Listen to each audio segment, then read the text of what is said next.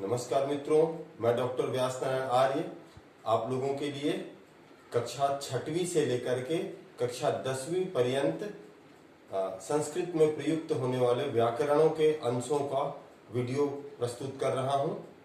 आशा है आप सभी को पसंद आएगा। सबसे पहले हम संधि पे आते हैं। संधि का तात्पर्य होता है दो वर्णों के मेल से जो विकार अर्थात बदलाव होता है उसे संधि कहते हैं। जैसे न धन अस्ति नास्ति। जब हम संधि को पढ़ना शुरू करते हैं तो सबसे पहले हमें वर्णों को और वर्णों के मेल को हमको जानना आवश्यक है। जैसे आप ध्यान देंगे कि जब हम प्राथमिक कक्षाओं में पढ़ते हैं, जब वर्णमाला सीखते हैं, तब वहां पे हम 12 खड़ी सीखते हैं, जिसमें हम क, का, की आदि का प्रयोग करते हैं। जैसे कि हम सभी जानते हैं, वर्णों को स्वर और व्यंजन दो भागों में विभक्त किया गया है।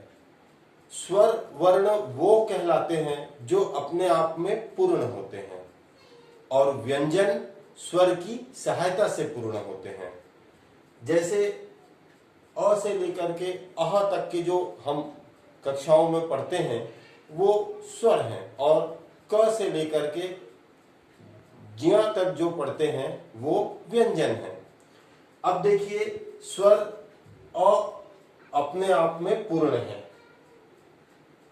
लेकिन क जब हम कहते हैं तो क की पूर्णता अ के मेल से ही होती है। जैसे क, तो जब हम क ऐसा उच्चारण करते हैं तो अंत में अ आता है, अर्थात ये इस तरीके से है क धन अ बराबर क, क धन अ बराबर क। इसी प्रकार से सारे स्वर मिलते जाते हैं। क धन आ बराबर का, क धन ई बराबर की, और क धन ई बराबर की, और इसी प्रकार से बाकी सारे स्वर लग करके बन जाते हैं। अब हम संधि के भेद पे आते हैं। संधि के 3 भेद हैं: स्वर संधि, व्यंजन संधि और विसर्ग संधि।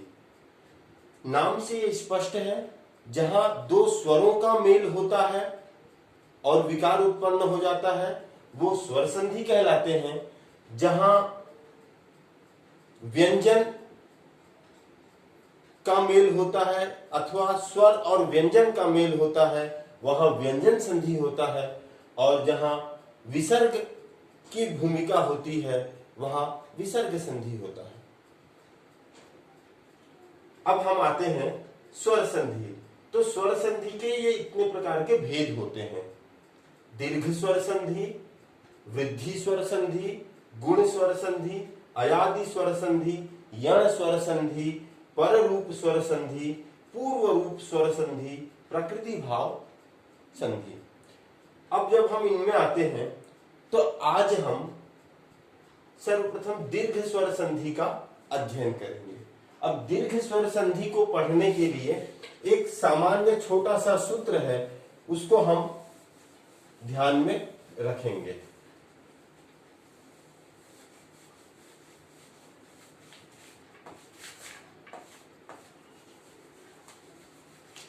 उसका सूत्र देखिए कैसा है।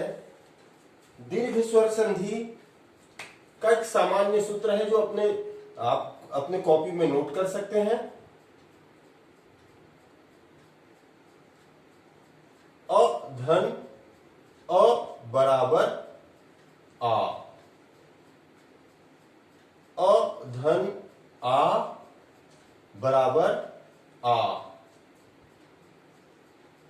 आ धन अ बराबर आ, और इसी प्रकार से आ धन आ बराबर आ। स्वर संधि का ये फॉर्मूला है, सूत्र है। जब हम देखेंगे दो अ आपस में मिलते हैं तो वहां आ जाता है। जैसे इस उदाहरण में आप देखिए,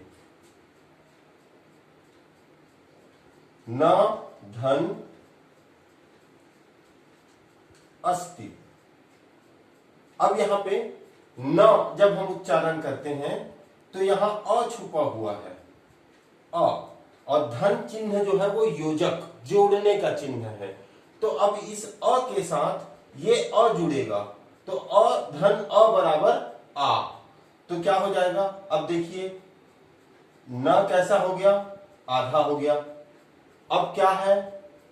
धन आ और बचा हुआ स्ति। नियम के अनुसार कोई स्वर जब कोई व्यंजन जब अपूर्ण होता है और उसके बाद जो स्वर होता है वो स्वर उसमें मिल करके उस व्यंजन को पूरा कर देता है। तो क्या हो जाता है? न पूरा हो गया, आ उसमें मिल गया और ये नास्ति। देखिए इसी प्रकार से इनके भी उदाहरण हमको देखने को मिलते हैं जिन पे हम चर्चा करेंगे।